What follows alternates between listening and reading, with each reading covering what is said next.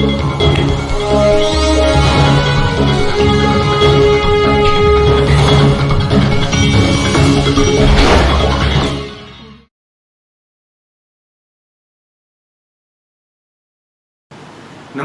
कृति भूमि news में आपका स्वागत है। आप देख रहे हैं आज के मुख्य समाचार। कोरोना की गति में नहीं आ रहा कोई गतिरोध। देश में कोरोना संक्रमितों का आंकड़ा 4,40,000 हो गया है। बीते 24 घंटे में 13,548 नए केस आए हैं।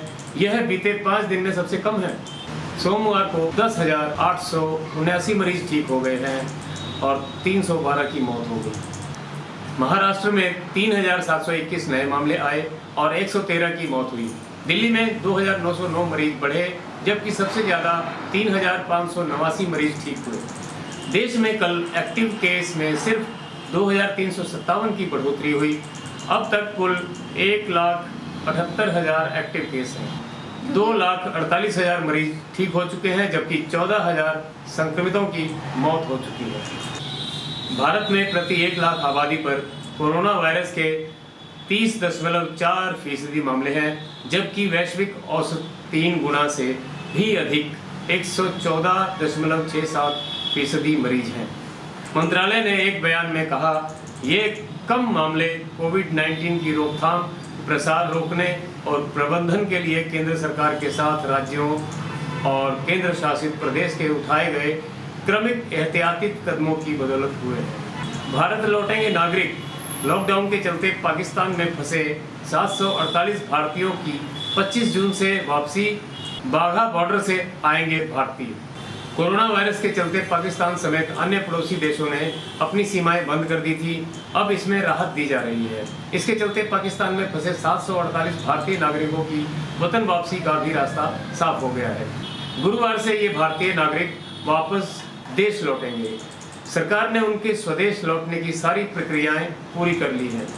गुरुवार को पहले फेज में 250, शुक्रवार को दूसरे फेज में 250 और शनिवार को तीसरे फेज में 248 भारतीय अपने देश लौटेंगे। आदेश के अनुसार वाघा बॉर्डर 25 से 27 जून तक खोला जाएगा। पाकिस्तान सरकार ने भारतीय नागरिकों के लौटने को लेकर वाघा बॉर्डर पर अपने इमिग्रेशन अधिकारियों को सूचित कर दिया है।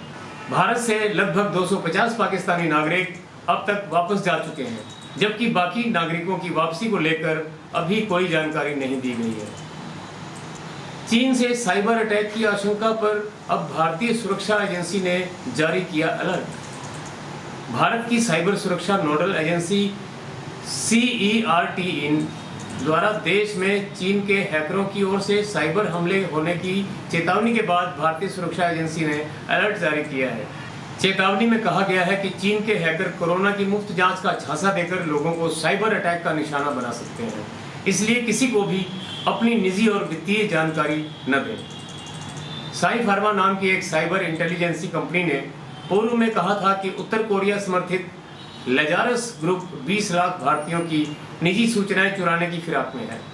सिक्योरिटी फर्म्स की रिपोर्ट्स के मुताबिक चीनी के साथ नॉर्थ कोरियन हैकर ग्रुप्स भी इसमें शामिल हैं, जो किसी कैंपेन की मदद लेकर इस बड़े साइबर अटैक को अंजाम दे सकते हैं। सिंगापुर स्थित cyber security firm Sai pharma ने बताया कि इन साइबर्स के पास जापान में 11 लाख निजी ईमेल आईडी, भारत में 20 लाख ईमेल आईडी और यूके में 1,80,000 यूजर्स के ईमेल आईडी हैं, जिन्हें टारगेट किया जा सकता है। चीन ने गलवान घाटी में अपने 20 से कम सैनिक मारे जाने की बात स्वीकारी है, फिर नहीं दिया सही आंकड़ा। चीनी सरकार के मुखपत्र ग्लोबल टाइम्स ने विशेषज्ञों के हवाले से सोमवार को एक लेख में बताया कि टकराव टालने के मकसद से चीन मारे गए अपने सैनिकों की संख्या नहीं बता रहा है। ग्लोबल टाइम्स ने ट्वीट किया कि यदि चीन मारे गए अपने सैनिकों की संख्या बता देगा, जो कि 20 से कम है, तो भारत दबाव में आ जाएगा। चीनी विशेषज्ञों और प्रेक्षकों का आरोप है कि भारतीय अधिकारी संघर्ष में चीनी सैनिकों के मारे जाने की संख्या बढ़ा चढ़ाकर पेश कर रहे हैं। ग्लोबल टाइम्स ने अपने लेख में भारतीय मंत्री एवं पूर्व जनरल VK सिंह द्वारा 40 से अधिक चीनी सैनिकों के मारे जाने के दावे का जिक्र किया है।